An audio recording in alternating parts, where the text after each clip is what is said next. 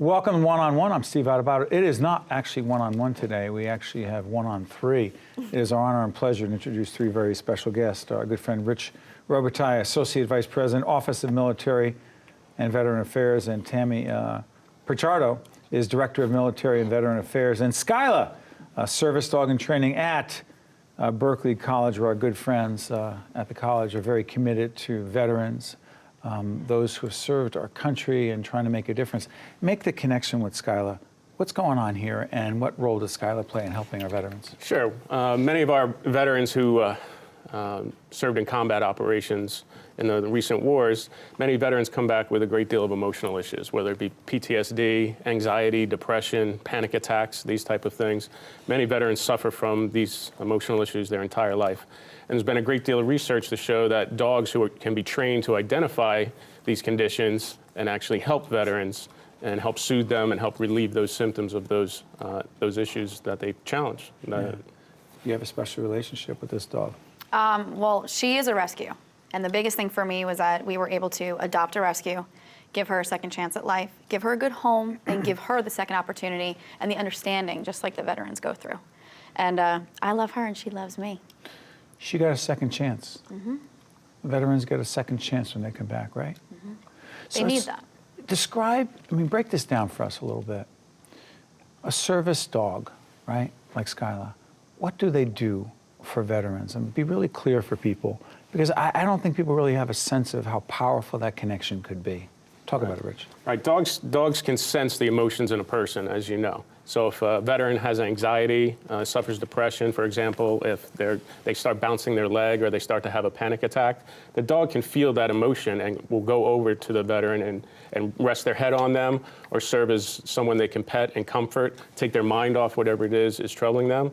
Dogs, they use them in all facets of life, and we have some veterans at our school that have their own service dog that can be trained to detect when they're going to have a breakdown or some type of episode. Skyla senses emotions? She senses and reacts to emotions, yes. So it's so interesting. We were just talking about this before we got on the air.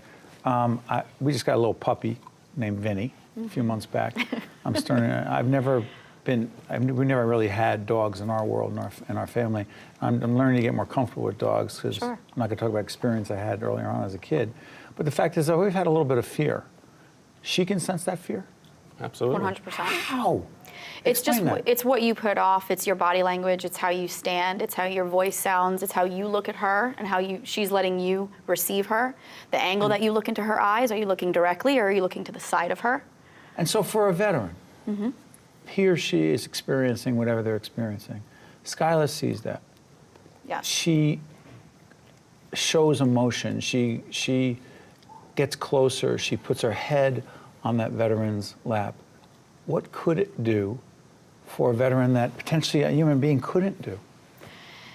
There's no judgment. Explain that. So a No human judgment. being, if you and I are sitting here talking, and you're telling me how you feel about something, I may have my own thoughts in my back. Even if you're not telling me what you're thinking. Right, even if I'm not telling you what I'm thinking. I'm still thinking something.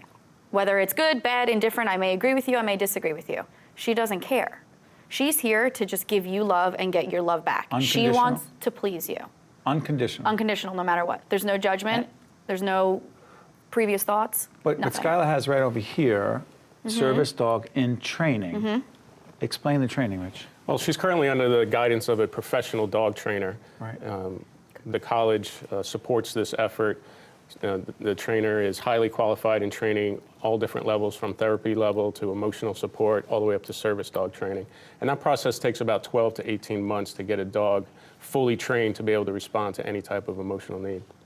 Talk about, because at West Point, I was up there recently, and there are a lot of service dogs in that environment. Is it becoming more and more prevalent, more and more popular? Yes, it's also becoming more and more accepted.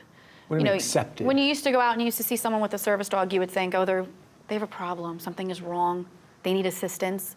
Now, because dogs in general don't have the normal dog life that they used to have. They are part of your family. So when you go out and you see a veteran or you see a person with a service dog, whether it's a working dog, a seeing eye dog, or for PTSD, it's just so much more appreciated and understood. They just like that. Example, exactly how she's sitting here. Steve, get this, buddy. She, she just wants to be loved. And so she lives with you. Yes. How has it changed your life? I have a baby. I have a baby.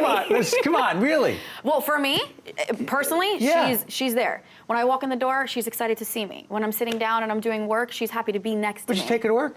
I do take her to work. No, at Berkeley, you take her to. I take her to work. Yeah, she comes to work with me. She sits next to my. She sits at my feet. Adapts to the environment. Yeah, and then when a veteran walks in and they're upset about something or they are feeling anxious, immediately their tone changes because they see her. So she removes that angst that you first feel. You know, you've been with us so many times before, and we're actually going to be launching a multi-part series on veterans and trying to understand what veterans need and also trying to connect them to the services that are out there, and it'll be part of this discussion. Rich, you've been with us so many times before. I've asked you this before, but I need to ask you this again. To what degree do we, those of us who have not served, those of us who say we care, want to care, to what degree could we ever know what most veterans truly need when they come back when it comes to being, I'm not even going to say successful, but people who adapt, live in society in a happy, fulfilled way? I know that's a loaded question. Do we have any idea, could we? Well, it's difficult until you've been in certain environments, operating environments, we call it in the military, such as Operating environments. Yeah, such as combat environments or in combat theaters. When you come back out of that, a lot of our veterans, people don't understand the emotional, the rise and fall of their emotions that they go through. Many veterans suffer loss. They've seen their friends get hurt or killed. Right. They have substance abuse issues. They have disabilities themselves that they have to deal with. Emotional, physical, Emotional, physical disabilities. And a lot of those emotional and mental issues are not visible. You don't see the scars that are within someone's head. That's why the suicide problem is such a large issue.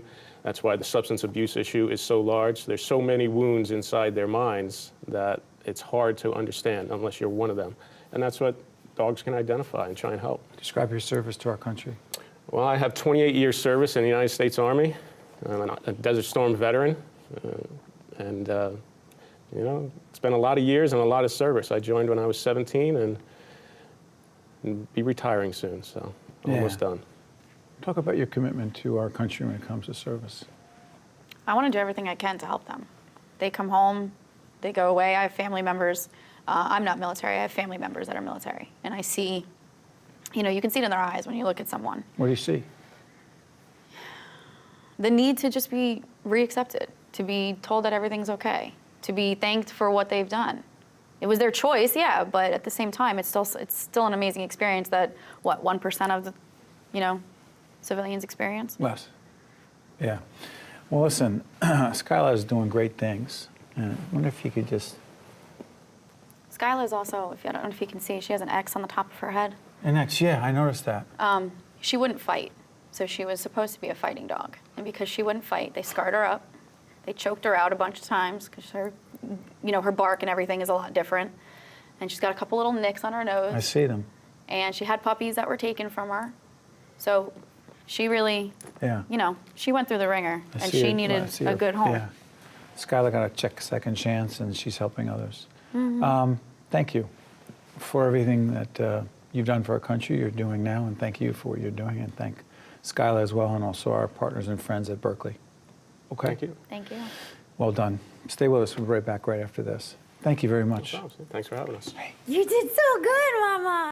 One-on-One with Steve Adubato has been a production of the Caucus Educational Corporation, celebrating over 25 years of broadcast excellence. Funding for this edition of One-on-One with Steve Adubato has been provided by TD Bank, the New Jersey Education Association, the Healthcare Foundation of New Jersey, Create, the Give Something Back Foundation, Adler Aphasia Center, and by the North Ward Center. Transportation provided by Airbrook Limousine, serving the metropolitan New York, New Jersey area. One-on-One with Steve Adubato has been produced in partnership with TriStar Studios.